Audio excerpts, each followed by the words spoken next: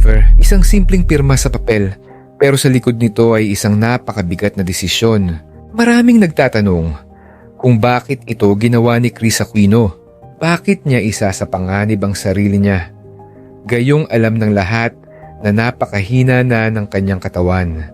Ngunit kung sisilipin natin ang kwento sa mas malalim na paraan, maiintindihan natin na ang desisyong iyon ay hindi tungkol sa tapang o kawalan ng takot. Ito ay tungkol sa pagmamahal. Pagmamahal ng isang ina sa kanyang anak. May 11 autoimmune diseases na si Kris Aquino. Ayon sa mga doktor, ang kanyang immune system ay nasa kritikal na kalagayan. Isang simpleng lagnat, sipon o sore throat ay maaaring mauwi sa mas malubhang komplikasyon. Kaya nang magkasakit ang kanyang bunsong anak na si Bimbi noong panahon ng Pasko, malinaw ang payo ng mga doktor. Kailangan silang paghiwalayin. Para sa kaligtasan ni Kris dapat ay mag-isa siya. Ngunit para kay Kris, mas masakit ang ideyang maiwang mag-isa ang kanyang anak sa panahong kailangan siya nito. Kaya pinili niyang manatili. Pinili niyang pumirma sa waiver, isang dokumentong nagsasabing handa niyang akuin ang anumang maaaring mangyari sa kanya.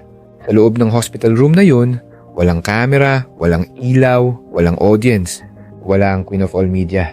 Ang natira ay isang ina-isang nanay na mas inuuna ang kapakanan ng anak kaysa sa sarili niyang kaligtasan. Umabot sa delikadong antas ang kanyang blood pressure. Ngunit nanatili siya sa tabi ni Bimbi. Hindi ito eksena mula sa pelikula. Ito ay totoong buhay. Isang tahimik ngunit napakalakas na patunay kung hanggang saan kayang umabot ang pagmamahal ng isang ina. Kung babalikan natin ang nakaraan, ang buhay ni Kris Aquino ay parang isang pangarap na tila imposible maabot ng karaniwang tao. Sikat siya, mayaman, makapangyarihan, at tinitingala ng marami. Anak siya ng mga politiko. Ang kanyang ina, si Corazon Aquino, ay naging pangulo ng Pilipinas, isang simbolo ng tapang, integridad at pagbabago. Ang kanyang ama, si Ninoy Aquino, ay itinuturing na bayani, ginagalang ng sambayanang Pilipino dahil sa kanyang kabayanihan at sakripisyo para sa bayan. Ang kanyang kapatid, si Noynoy Aquino, ay naging pangulo rin ng bansa. Kung tutuusin, halos nasa kanila na ang lahat: pera, kapangyarihan, impluwensya at pangalan. Lumaki si Kris Aquino sa mata ng publiko. Bata pa lang siya, bahagi na siya ng kasaysayan ng bansa. Hindi niya pinili ang spotlight. Ngunit kusang ibinigay ito sa kanya ng tadhana. At nang pumasok siya sa showbiz, hindi siya basta naging artista. Naging reyna siya, naging box office queen, horror queen, at kalaunan ay tinaguriang Queen of All Media. Araw-araw siyang napapanood sa telebisyon, pinakikinggan sa radyo, at sinusubaybayan ng buong bansa. Ang bawat salita niya ay may bigat. Ang bawat emosyon niya ay ramdam ng madla. Para sa marami, yun na ang perpektong buhay. Isang buhay na puno ng tagumpay, kasikatan at pribilehiyo.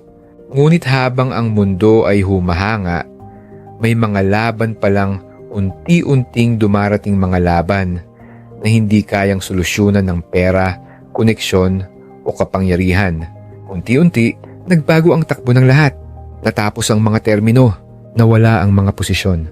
Ang pamilyang minsang nasa rurok ng bansa ay bumalik sa pagiging karaniwang mamamayan. Tanaw si Noynoy Aquino at kasabay nito ay ang tuluyang paglayo ng pamilya sa sentro ng kapangyarihan. Si Kris, na dating pinakamaingay at pinakakilala, ay unti-unting natahimik. Hindi dahil pinili niyang mawala, kundi dahil ang kanyang katawan ay unti-unting humihina. Isa-isa niyang ibinahagi ang kanyang laban: lupus, vasculitis, rheumatoid arthritis, at marami pang iba. Ang katawan na dati ay puno ng lakas ay nanghina. Ang timbang ay bumaba.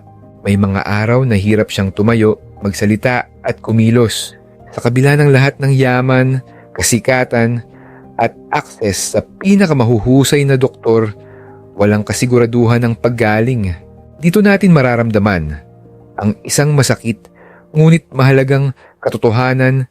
Kahit gaano ka kasikat, kahit gaano ka kayaman, kahit gaano ka kapangyarihan, pare-pareho tayong tao sa harap ng sakit at kapalaran. Walang pinipili ang karamdaman. Walang kinikilingan ang tadhana. Ang kwento ni Kris Aquino ay paalala sa ating lahat na ang buhay ay hindi laging patas. Minsan nasa itaas tayo, minsan nasa ilalim.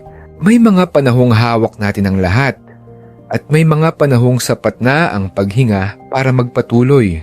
Hindi natin masasabi ang takbo ng buhay. Kahit anong yaman, kasikatan, o kapangyarihan, may mga pagsubok na darating na hindi natin kontrolado. Sa kabila ng lahat ng ito, nananatili ang pag-asa. Patuloy na lumalaban si Kris Aquino. Hindi para sa kasikatan, kundi para sa kanyang mga anak at para sa buhay na gusto pa niyang ipagpatuloy. Ang kanyang kwento ay hindi kwento ng pagbagsak, kundi kwento ng katatagan.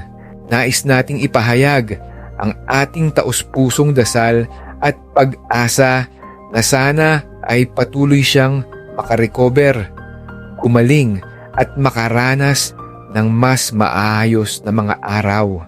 Naway patuloy siyang palakasin ng Panginoon, bigyan ng lakas ang kanyang katawan at kapayapaan ang kanyang puso.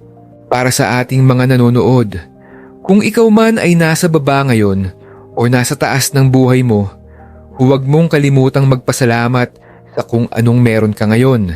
Kung may kalusugan ka, pahalagahan mo ito. Kung may pamilya ka, yakapin mo sila. Kung may pinagdadaanan ka ngayon, tandaan mo na hindi ka nag-iisa. Ang buhay ay paikot-ikot at ang bawat araw ay panibagong pagkakataon para magpatuloy. Kung may natutunan ka sa kwentong ito, ibahagi mo ang iyong saloobin sa comment section. Ano ang aral na nakuha mo sa buhay ni Kris Aquino? May pinagdadaanan ka rin ba ngayon na gusto mong ibahagi? Gusto naming marinig ang inyong mga kwento at mensahe.